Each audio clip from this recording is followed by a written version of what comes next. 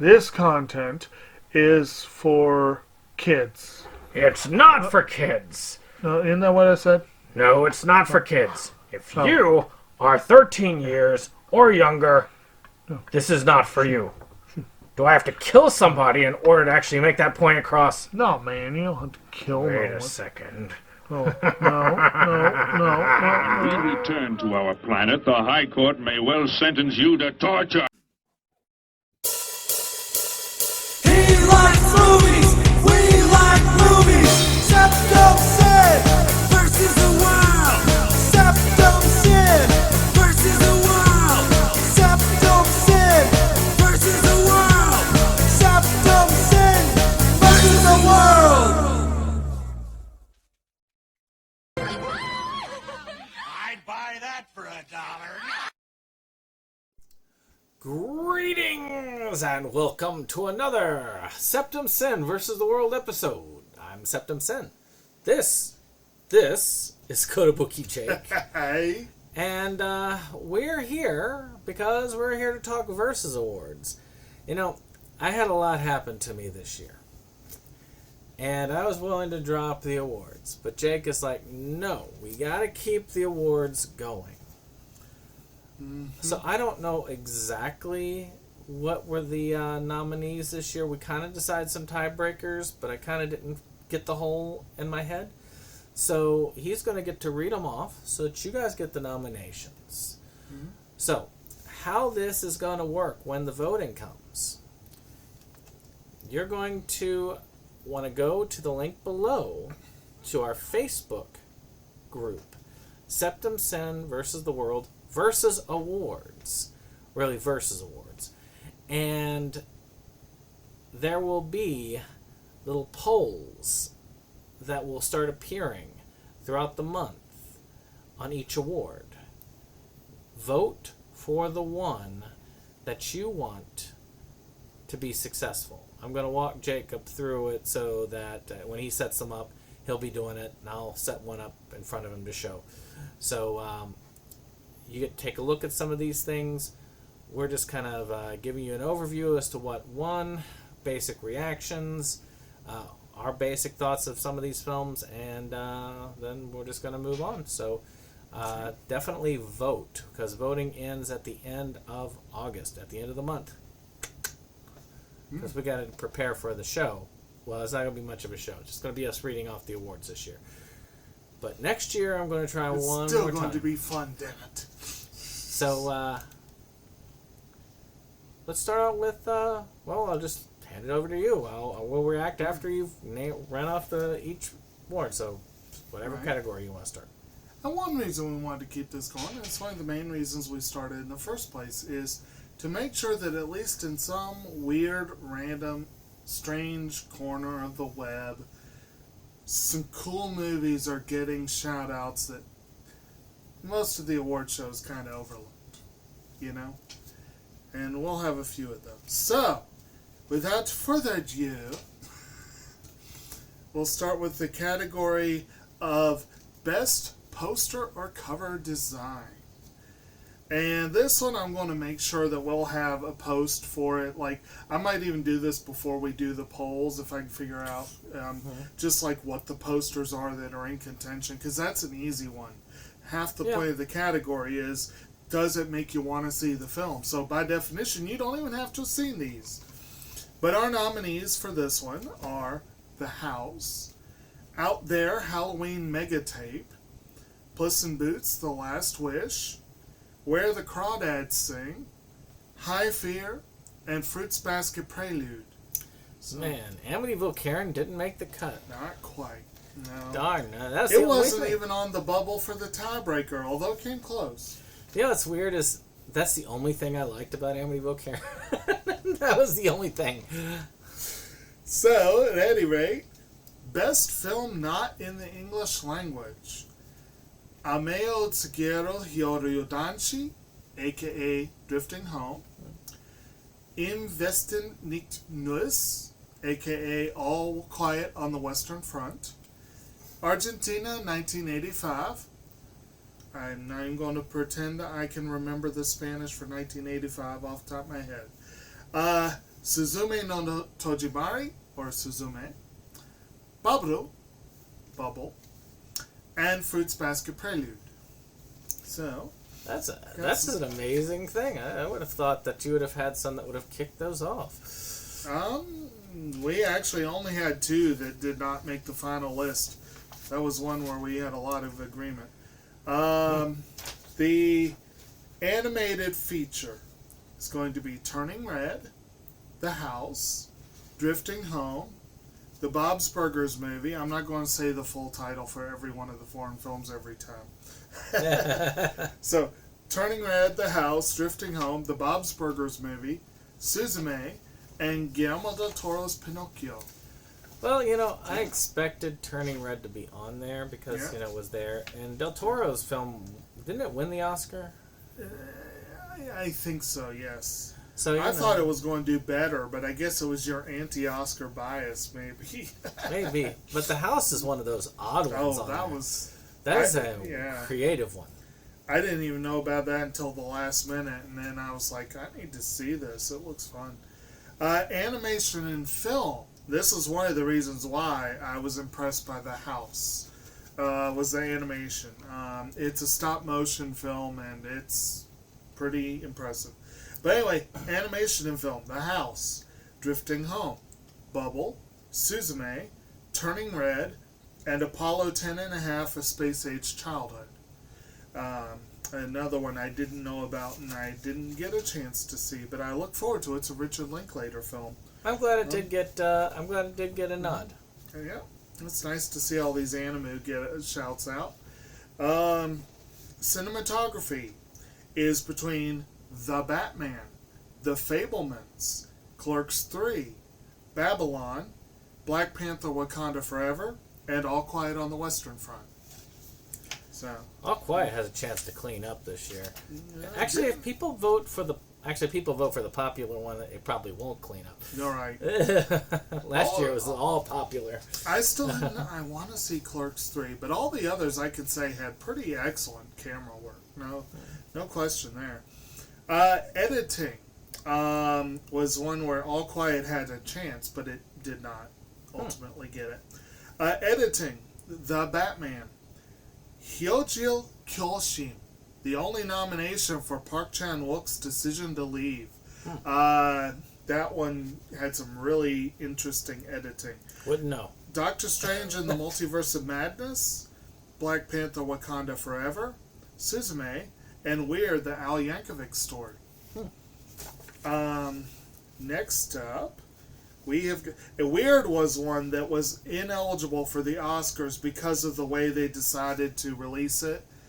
It's a shame. That should have gotten more love. But anyway, original song. Now, every now and then, there will be a year where the best song is so freaking badass that I get really, really, really pissed when it inevitably gets overlooked by Oscar. And that happened this year. Somehow, despite the fact that Taylor Swift was behind it, Carolina from Where the Crawdads Sing got no love from the Oscars. Never saw it. Don't know how that happened. And Suzume from Suzume is also a freaking incredible tune. They are up against Nobody Like You from Turning Red, written by Billie Eilish and Phineas O'Connor. Pretty good songwriting duo there. Incidentally, Radwimps are the nominees for Suzume. Niji Tokite, or Rainbow and Kite, by Trio Ohashi from Fruits Basket Prelude. Lift Me Up by Thames, Rihanna, Ryan Coogler, and Ludwig Göransson from Black Panther: Wakanda Forever. Wakanda Forever had an incredible assortment of original songs. They almost split the votes between them because there were so many. But this was one that I know was written as a tribute to Chadwick Boseman, so it's kind of nice that it got in there. And Kiete Shimai So Des, or It Seems I'm Fading Away, which is by Akane, and it's from Drifting Home. So that was a nice one that got in there at the last minute. Some love for the Animus. I know. Use of music and film. Great choices here for the most part. Again, I cannot vouch for two of them, but we have The Batman. Oh, yeah. Weird, the Al Yankovic story. Of course. Had to be up in that one.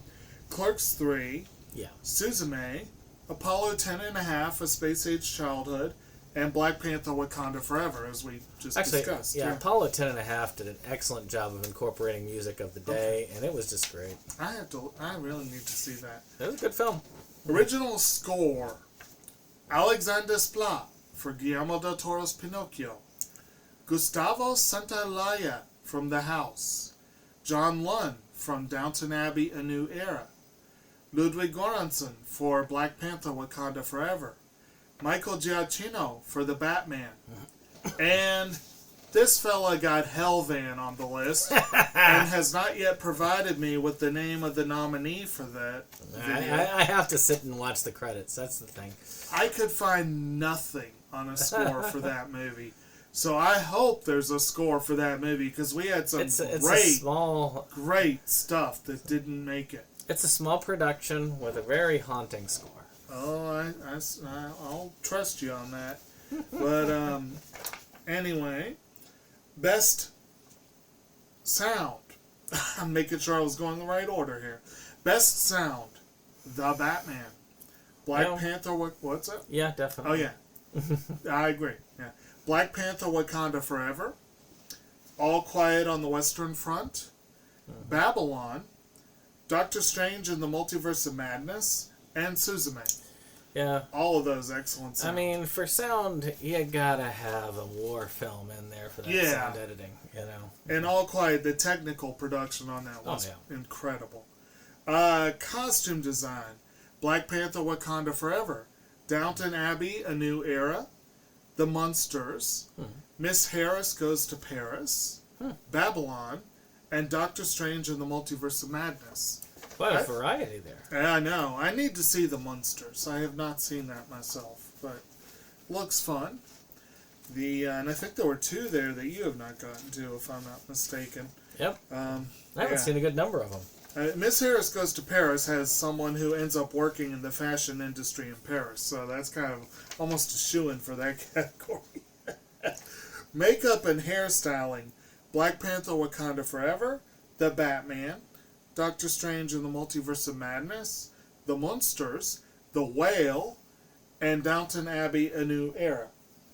I cannot believe I actually overlooked The Whale in that category until the final days, and then I was like, holy, what? So, didn't French Dispatch come out in 2022? No, that was last year. Okay, I don't know why. I was like, I thought it came out 22. Well, we didn't cover it last year because no one else nominated it. I was the only one, and it didn't make the cut. Yeah. Because last year we actually had votes. Anyway. I'm still waiting for it to come out in Criterion.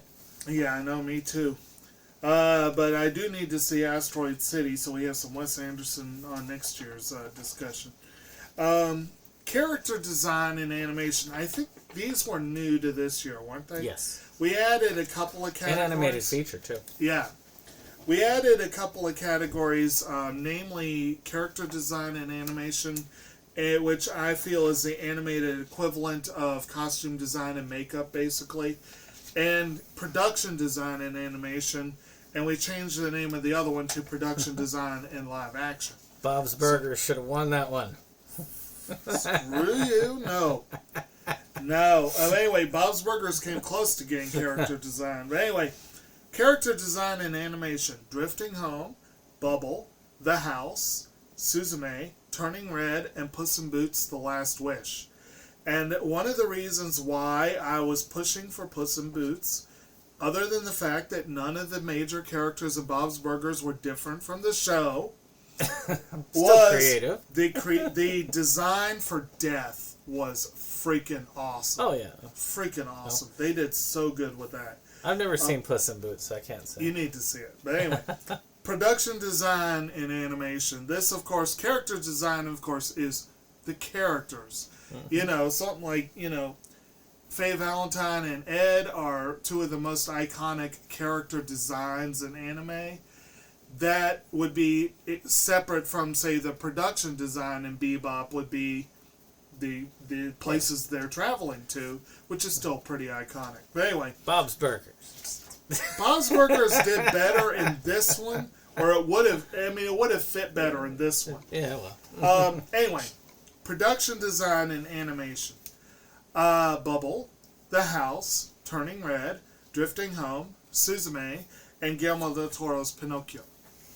Pinocchio.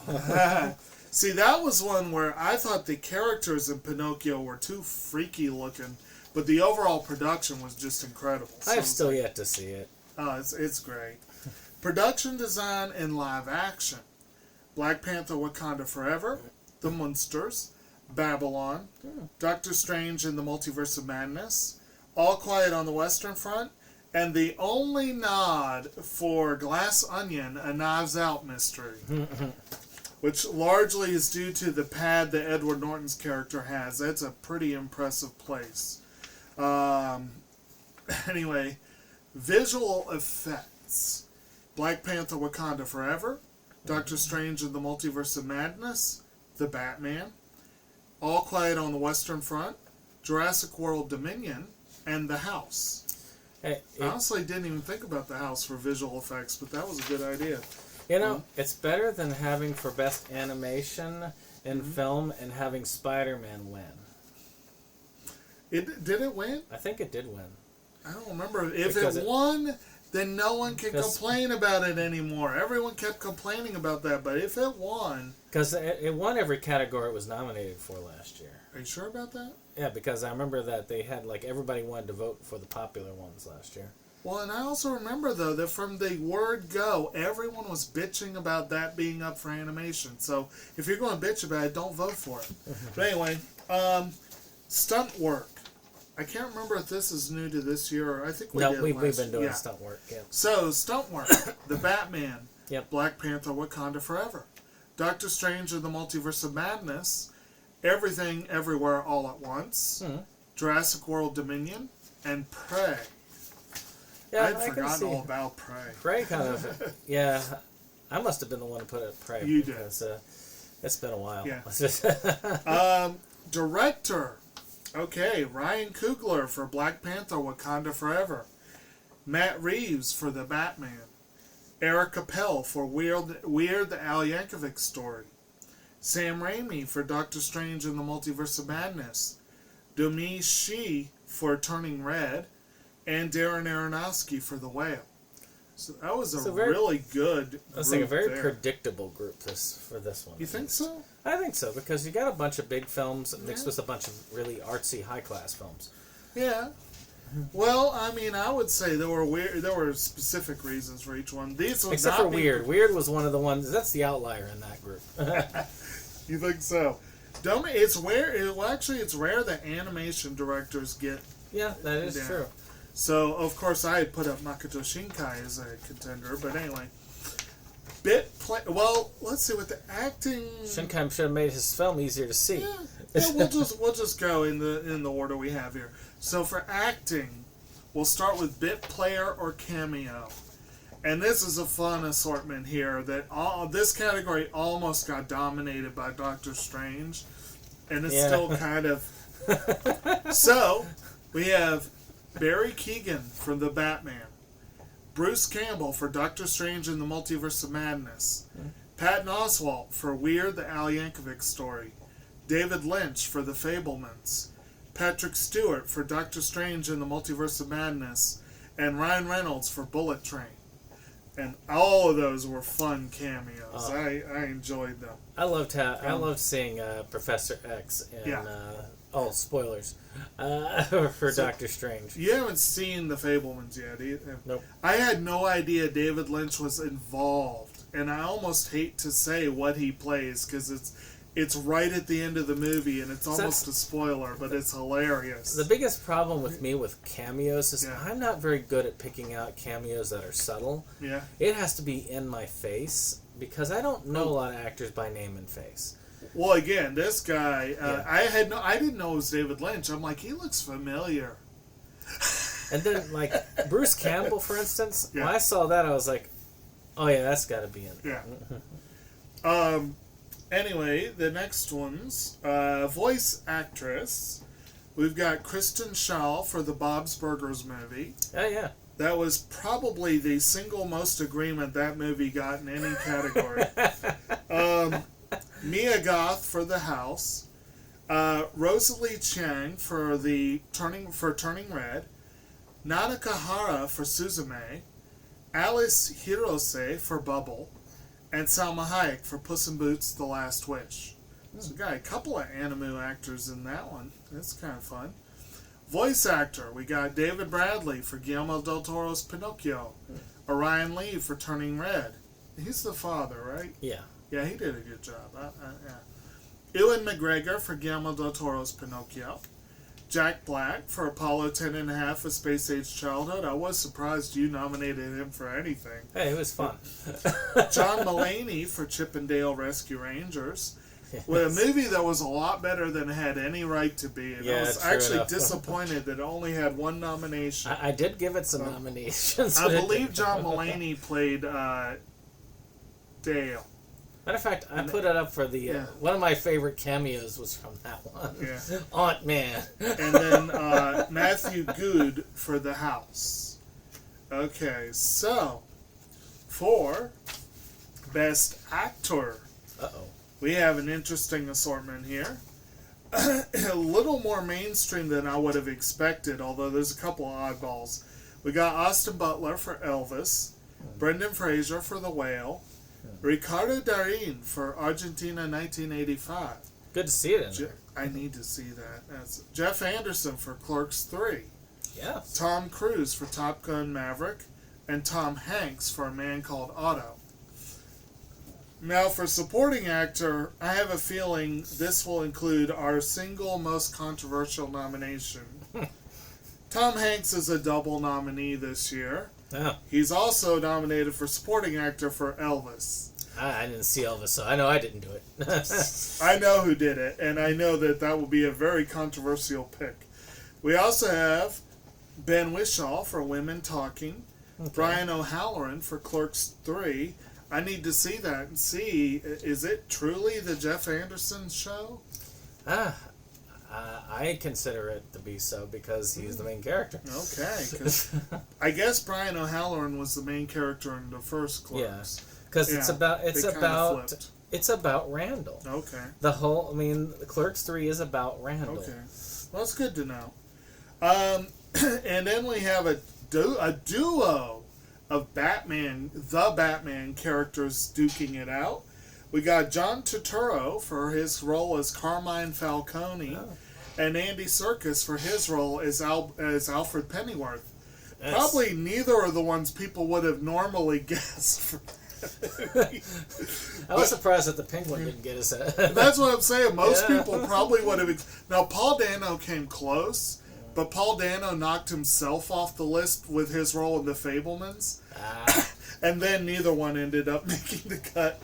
And then Ke Huy Quan from Everything Everywhere All at Once. Makes sense. Yes, it does. I don't know why I had to fight for that one. But anyway. I never seen it. You need to. Anyway. For actress, we have Letitia Wright for Black Panther Wakanda Forever. Kind of debatable if she's lead or support, but it's in that gray zone. And she did do a great job. Yeah. Daisy Edgar Jones, clearly the lead of Where the Crawdads Sing. Elizabeth Olsen, also in that gray zone with Doctor Strange and the Multiverse of Madness, but she did do a solid job. And there's also a gray zone one with Rooney Mara in Women Talking, but she was the central character in Women Talking. It's just it was an ensemble film, so it was kind of, But anyway, in addition, we have Michelle Yeoh from Everything Everywhere All at Once, and Leslie Manville from Miss Harris Goes to Paris. So, some good stuff there. Good times. Supporting actress, we got Maggie Smith from Downton Abbey, A New Era. Stephanie Hsu from Everything Everywhere All at Once. Claire Foy from Women Talking, Gal Gadot from Death on the Nile, Jamie Lawson from The Batman, and Angela Bassett from Black Panther Wakanda Forever. I am going to be rooting for Maggie Smith because it is Of her course last you are. role in that Yeah. series. So, Yeah. it's definitely, and she deserves it. Oh yeah, she was excellent in that role. I'll admit. I will admit that we're stronger candidates, but she was just so much fun in that one. Low budget feature. Yeah. This is going to be an interesting. Can't have any of those Oscar ones there. Well, one of them's a quality film, but and I can't.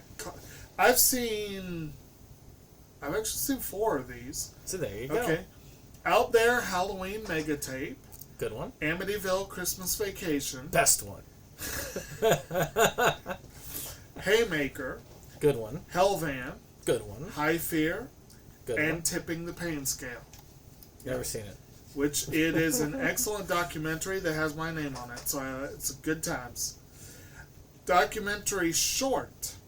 We have The Dream Life of Georgie Stone, Baby Bangs, Stranger at the Gate, The Elephant Whisperers, Halu, and Paint and Pitchfork Illustrating Blackness. I don't think any of those were nominated for the Oscar. No, actually 3 of them were. Which ones?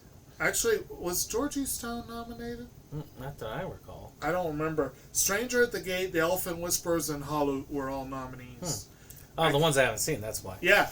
Well, Stranger at the Gate was one that I wanted to see for months. I heard something about it on the radio, and it is a phenomenal short film. But yeah, I saw. Yeah, that was. One can only vote for something if they can see I've it. not seen Paint and Pitchfork. I need to. Pain Pitch. Actually, I will say this: Pain Pitchfork, Baby Bangs, and Georgie are very politically charged ones. Oh, they're all politically charged. That's. I couldn't tell you the other ones. I've never seen them. Well, yeah, Stranger at the Gate is very politically charged. But excellent. Anyway, documentary feature. We have some more that mostly are politically charged, but not all of them, and I cannot speak for 2 of them, I'm afraid. 3 of them, rather. We have In Search of Tomorrow. Good one. This is Galore. Very good one. Yep. The Tinder Swindler, which I was shocked that did not get an Oscar nod because people were talking about it for months. But anyway. Very well done, though. Yeah, well, it was. The Color of Care, which I have heard of this, but Also I have not very well seen done. it. Very politically charged. Yes. Pennywise, The Story of It. Have not seen that one either. And Tipping the Pain Scale. So, Yeah, there got you some go. good, solid stuff there. The adapted screenplay. Yay. We have Matt Reeves and Peter Craig for The Batman. Woo. Ryan Coogler and Joe Robert Cole for Black Panther Wakanda Forever. Yay. Weird Al Yankovic and Eric Appel for Weird, the Al Yankovic Story. Lauren Bouchard and Nora Smith for the Bob's Burgers movie. I was a little surprised you didn't put that one up in that category, but anyway. Julian Fellows for Downton Abbey, A New Era. And Kevin Smith for Clerks 3. Yep. The important So, ones got a fun grouping there. Actually, I don't think a single one of those is the kind of movie that typically gets Oscar notice. Original screenplay. We've got Julia Cho and Dome Shi for Turning Red. Daniel Kwan and Daniel Scheinert for Everything Everywhere All at Once. Evan Jacobs for Haymaker. Heck yeah. Friend of the channel there. It's good times. Tom Gormican and Kevin Etten for The Unbearable Weight of Massive Talent. Really hope that had gotten more nods, but it did not. No love for Nick Cage's actor. I haven't seen it. Pedro Pascal for supporting actor. Anyway, Endo Walsh for The House. And a word on The House. It's actually an anthology film, but we ended up just treating it as a film. So is High Fear. It kind of, yeah. So some years we kind of have that debate, but I guess we didn't this year. I think that I know that we've done it in the past where we've considered it one full. Yeah. So I figure that's the way going forward. Okay. Is it's an anthology film, so the sum of the parts is greater than the parts. Okay. And then the final is original screenplay is Makoto Shinkai for Suzume. So, glad to see we were able to get that one in there. Then we have animated short subject. Uh-oh. Or best film animated short subject. We have 7 pounds 8 ounces. An ostrich told me the world is fake and I think I believe it. Love it. Dear Max, contemplating circumcision. Something fishy. Lift you up. And under this luminous sky. I love Lift You Up. It is a so very good. interesting assortment we have here. I've seen all of them. And they're good. They're good Were shorts. any of those Oscar nominations? I know An Lift You Up ostrich- is not. An ostrich told me is an Oscar nominee. Yeah. And I think that Yep. may be the only one. The biggest... I'm missing something here, I think. What? Because I thought I saw 2 of the Oscar nominees other than that. Ice Merchants was one of them. But And that see- did not get a nod. See, the problem with a lot of the Oscar nominees for the shorts is Yeah. usually they are almost impossible to see. It depends. It depends, but a depends. lot of times, A lot I would of them say, were. like 3 out of the, most of them are usually hard to see. Well, like, for example, this year, The Elephant Whisperers is on Netflix. I think Halut was Netflix. Stranger at the Gate is on the New Yorker site, and so you can watch it on YouTube. And Ostrich told me, I can't remember, I think someone posted it on YouTube, but they weren't supposed to. I was able to see it that way. Because there's a lot of times where they'll briefly appear, but Yeah. once they get that Oscar nod, the director usually No, this will was take them after. down. This was after. Yeah, because Yeah. usually the directors will like take them down and make it so you gotta pay to see this. And then, like, from the live action ones... No, I don't think... I didn't see any of the Oscar-nominated live action ones. They were hard to find. And one of the ones that I'm a Kickstarter backer on, I couldn't find! Because I missed my opportunity to watch the link they sent me. So upset about that. Speaking of live action short, we have Merry-Go-Round. Good one. We have From Here to There, very amusing one, which also I was a backer on. Blink. El Gato Feo, a much more serious one that I was a backer on. It's called The Ugly Cat, was the other name for that. Victim No More, and Heart Shot. So we got some good ones there.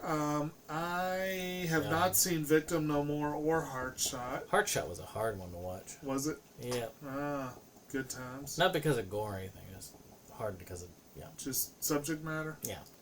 Yeah, there were a few of those films this year, unfortunately. Merry-Go-Round was a sweet one, though. It was. It was a little artsy, but it was sweet. It was cute.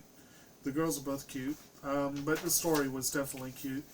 But that and a couple of the others that we've nominated were big LGBTQ plus films. The Dream Life of Georgie Stone would also be a big one. Very in that trans category. rights thing. And there were a couple others too. And now the moment that you've probably all been waiting for, we hope you've been waiting for, Best Picture. We have The Batman. Ooh, I wonder if anyone saw that coming. Turning Red, Black Panther, Wakanda Forever. Obviously, those were the top 3. I was going to say, so far, the obvious ones. Top Gun Maverick. Also obvious. I've never seen it. I don't know. It only had one other nod. Downton Abbey, A New Era. Mm-hmm. Here's where it gets weird. And this is the power of individual votes when hardly anyone votes. Why you guys got to be in on the nomination process. There are 4 of the top 12 that I have not seen. And all 4 of them were nominated by a single person who barely contributed beyond Best Picture. Ah, Dave, huh? So, I was trying not to shame anyone. So 2 of these have a Best Picture nomination despite no other nominations. And one of those is The Menu. And the other one is Nope. Nope is good. Yeah, I want to see it. Nope is good, and so is The Menu. Both good ones. And good you ones. didn't nominate them for anything. But Well, I anyway. didn't see them in time. Well, I did see Nope in time, but Yeah. I liked other things better. Anyway, the other nominees that we have here are going to be Where the Crawdads Sing, High Fear, Pennywise, The Story of It, Weird, The Al Yankovic Story, and Women Talking. So it's a pretty interesting assortment there. Again, I haven't seen all of them, but, look forward to eventually doing so. Yeah, I'll do my best to see most of them. Okay, I'm going to try to as well. And then, I thought it'd be kind of fun just for shits and giggles to give a picture of how well the movies did individually. Our leader by far, well, not by far, by 1 point, is Black Panther Wakanda Forever with 16 total nominations. Woo! The Batman had 15. They came really close. Tied next at 11 each, Doctor Strange and the Multiverse of Madness and Suzume. Next with 10 each, we have The House and Turning Red. Next with 6 each, we have Drifting Home, Downton Abbey, A New Era, and Weird, the Al Yankovic Story. With 5 each, Bubble, Guillermo del Toro's Pinocchio, Clerks 3, Everything Everywhere All at Once, and All Quiet on the Western Front. Surprises me Bubble did so well. It did pretty well, yeah. With 4 each, we have Babylon, Where the Crawdads Sing, and Women Talking. 3 each, we got Apollo 10.5, A Space Age Childhood, The Bob's Burgers Movie, Fruits Basket Prelude, High Fear, The Munsters, Puss in Boots: The Last Wish, and The Whale. High Fear was a last-minute contender It for me. was. I didn't even hear about it until like 2 days I thought it before was a the nominations. 2023 film because the Blu-ray, DVD Yeah. did not come out until this year. Oh, So, but apparently it got a lot of showings in festivals and stuff. Okay. As early as April, so of 2022. Festival films count. Yep. So, And then 2 each for Argentina 1985, Elvis, The Fablemans, Haymaker, Hellvan, Jurassic World Dominion, Miss Harris Goes to Paris, Out There Halloween Megatape, Pennywise, The Story of It, Tipping the Pain Scale, and Top Gun Maverick. 1 each for 7 pounds 8 ounces, A Man Called Otto, Amityville Christmas Vacation, Nostrus Told Me the World is Fake and I Think I Believe It, Baby Bangs, Blink, Bullet Train, Chippendale Rescue Rangers, The Color of Care, Dear Max Contemplating Circumcision. I had trouble with that for some reason. Death on the Nile, The Dream Life of Georgie Stone, El Gato Feo, The Elephant Whispers, From Here to There, Glass Onion and Knives Out Mystery, Heart Shot, Decision to Leave, In Search of Tomorrow, Lift You Up, The Menu, Merry-Go-Round, Nope, Paint and Pitchfork, Illustrating Blackness, Prey, Something Fishy, Stranger at the Gate, This is War, The Tinder Swindler, The Unbearable Weight of Massive Talent, Under the Luminous Sky, and Victim No More. It, we spread the wealth pretty well, I think. There were a few multiple nominees that ended up with nothing at the end of the day. Too bad. That's the way it goes sometimes. I was surprised to see Haymaker on there as much as it was. I mean, I did put it on there fairly high for me, but I was still surprised because, I mean, still, it's great. It's probably one of the best. It's better than it that had a right to be. One that I think was a double nominee that did not make the final cut. Well, if we're talking like overall nominations, one that had multiple nominations that did not make the final cut. Actually, 2 other films by Evan Jacobs, Fleas 2 and The Connie's Virus. Both. Oh, Cajones Virus is excellent. It was great. A very weird, strange, harrowing, and hard to watch, but really ultimately good documentary called Wildcat got multiple nominations. Sharkula got multiple nominations. There were Living got multiple nominations. The Banshees of Inisherin. A lot of good films got in, not so good films, got multiple nominations without managing to snag an official nomination, unfortunately. But that's kind of fun. It's kind of fun to see the how that turns out in the end. Sorry, And, Kyle. Yeah, it wasn't for lack of trying. Trust us. You're at the top of my list for cameos for 2023 right now, anyway. Right. But I just finished that. I just filled it out at 6. Now, right now, you're still at the top of my list for it, but it's probably the only one by the end that Amityville, not Amityville, Amityville, no, one Are you talking about for Camp- this crime? Camp Murder, Ah, no, Camp Blood 666 Part 2. Probably the only one that gets that year. But, 2023 is We not shall done see. yet, so, we'll see how it goes. and cameo is a fun category. It really is. And Kyle has other chances. He's in like Jurassic Shark 3 and what was it? And Cocaine Shark and Cocaine stuff like- Shark? Yeah, Cocaine Shark. Why am I not surprised? So, yeah, Actually, stuff like Cocaine Bear is one I really need to see. I've heard good things. Yeah, so after this is over, we are going to double our efforts to try and put on maybe the last Versus Awards. It really Hopefully depends on not. how poorly it's received. But we're going to make one more big effort in 2023. So we're going to try.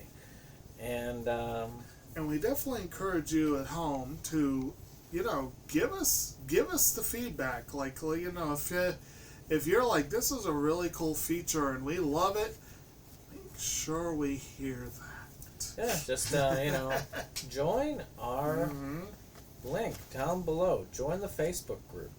It's a simple thing. Anybody can join. Posts have to be approved by administrator because somebody was trying to post porno to it. Some people just ruin it for everybody. Yeah.